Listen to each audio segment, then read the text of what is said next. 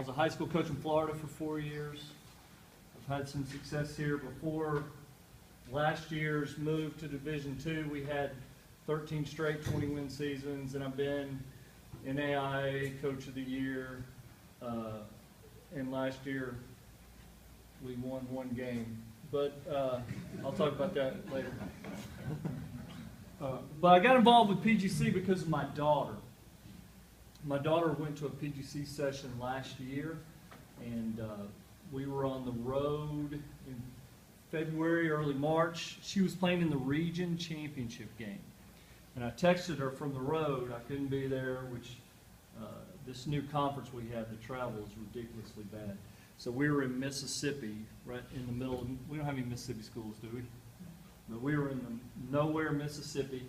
And I texted her, I said, how do you feel about tonight's game? And she fires right back 6 things that she learned from PGC, right back at me. I was like, wow. I said, do you memorize those? She goes, no, I take my notebook on all road trips.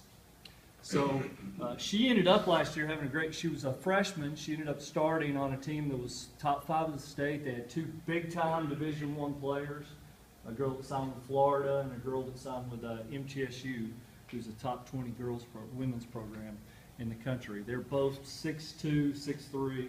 They are huge, really good players. So anyway, she ended up starting on this really good team, and she, in the region championship, in overtime, scored 8 points in overtime because both of the big girls fouled out, including 2 free throws to win the game. And I asked her, I said, because she really just, I didn't even think she'd get to play much. I was worried, her going there, that she wouldn't even get to play. But she ends up starting, and really their 3rd best player at times, and is now one of the top 20 or so freshmen in the state of Tennessee, or was. And she credits a lot of that to PGC. So that's why I'm involved and so passionate about PGC. What we're going to talk to you today is what we gave your athletes earlier today, and it's called SHAPE. Now these are 6 intangibles, and SHAPE is an acronym.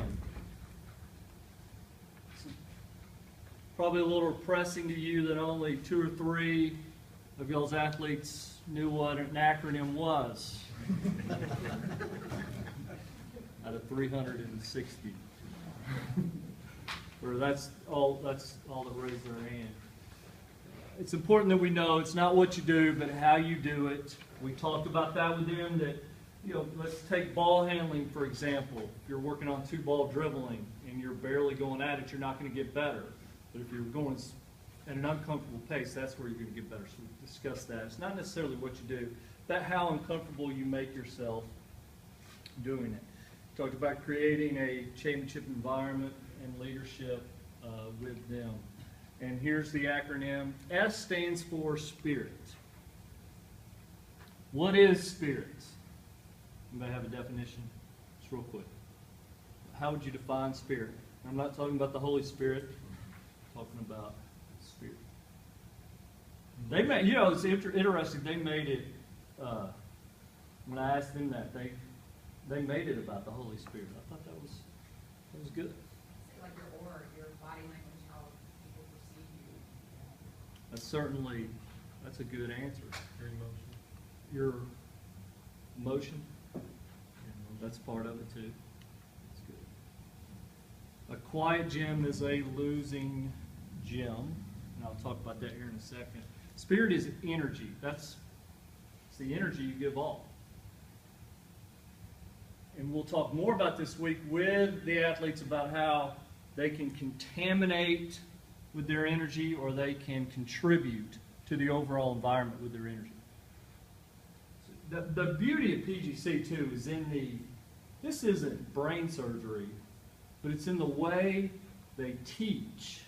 I guess I should say we, since I'm a director. It's in the materials. Dick DeVenzio, who wrote the book Stuff, has anybody ever read that? Great book. He wrote this, and he started PGC, and it's the phrasing, it's the terminology, it's the acronyms that don't spell actual words. It's the beauty of PGC. Spirit is energy. Why is it important? We as great coaches, not that we are great coaches, but we should demand spirit and energy. We hear all the time, golly, his teams just play so hard. They just play hard. Well, that's something we all should demand. We should demand that spirit. We should demand that energy. Randall's teams, they always play so hard. I wouldn't say that if he were in here, I'd make fun of him. But his teams do. They have great spirit. What's different about a championship practice? Anybody been to, give me one thing that you've seen from a championship team in their practice that's different. 2009, I went to see Carolina practice, Yeah. and there was not a silent time in that practice, ever. And so it wasn't, I mean, it was just guys were talking, and it wasn't necessarily poignant talking, but they were saying something, and that was really awesome. That's cool. I watched Duke. There's a curtain in front of their practice facility deal, and it was so loud. I couldn't see any of the players. It was so loud in there. I thought they got camp. Sounded like Coach T doing the guerrilla drill. I mean, they were getting after it. It was like they got 100 people in there.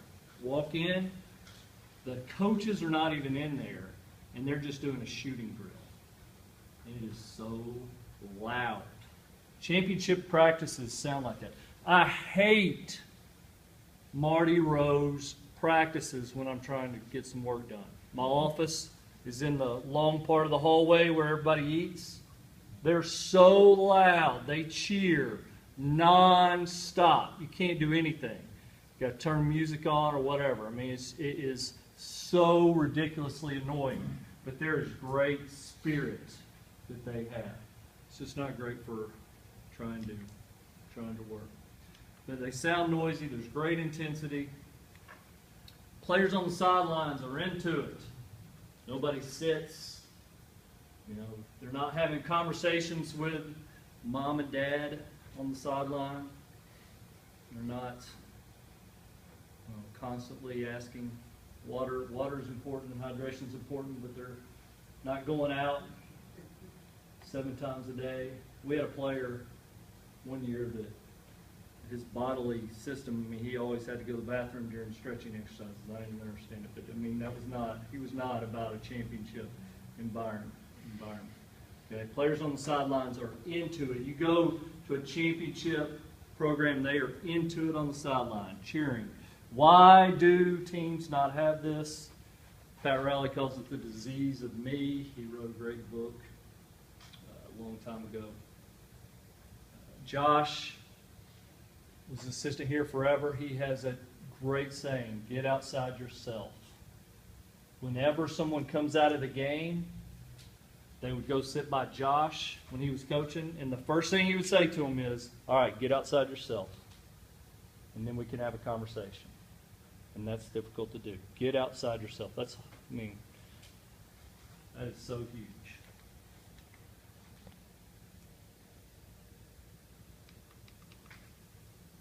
The reason why prices don't have spirit, a lot of times it's us as coaches. Get in a fight with our spouse, our principal, our boss. I know that never happens to you guys. You know, gets on to you. You had a bad day in the classroom. We take it out on our players, our athletes, quite a bit. Don't feel like it. It's easy to have great spirit on Friday night, district championship, that's easy. But it's not as easy when, a Saturday morning practice after a loss. You got to fake it sometimes to make it.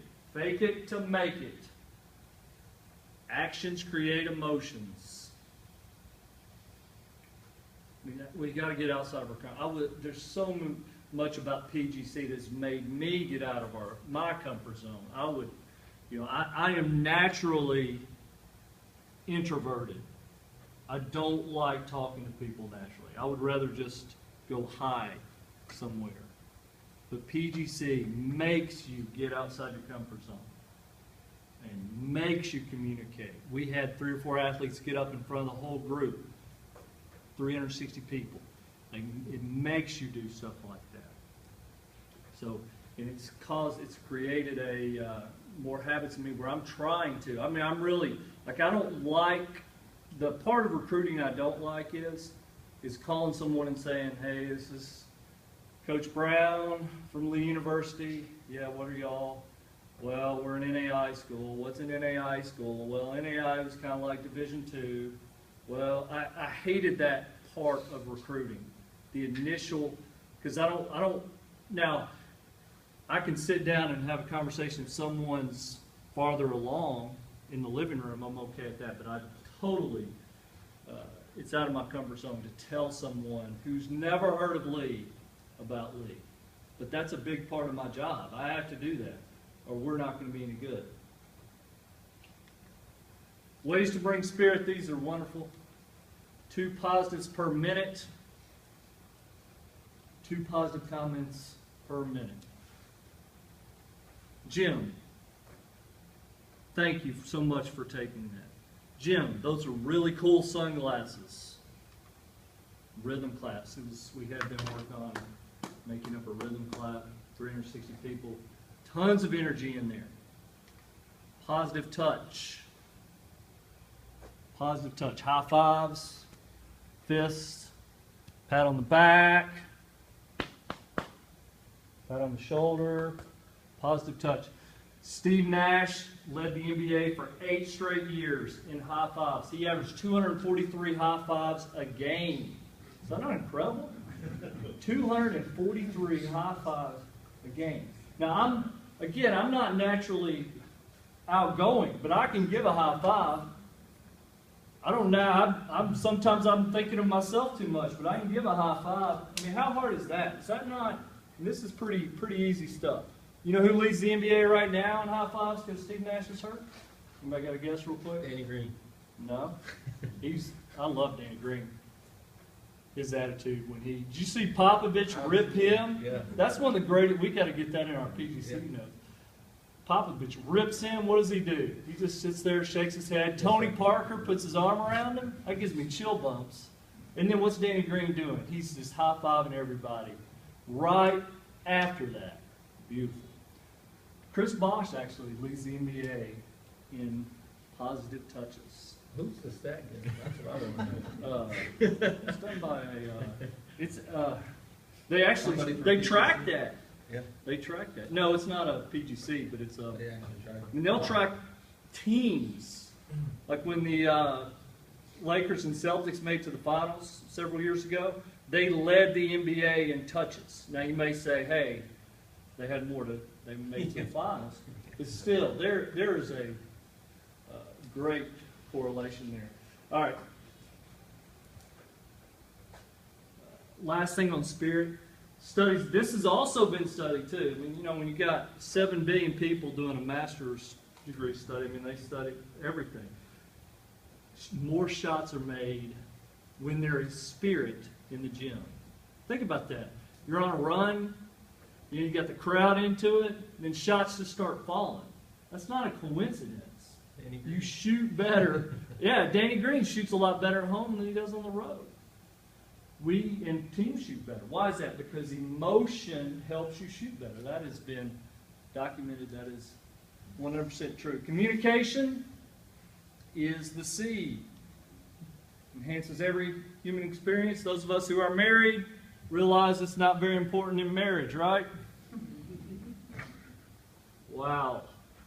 My wife, I get lectured on this about twice a week. My inability to communicate my schedule. Honey, I didn't tell you they were coming over tonight? If the only way you lead is by example, then you're a poor leader. Mike Krzyzewski says he's got a place for people who only lead by example, and that is the bench. Why players don't talk. Disease of me, fatigue, and they don't know what to say.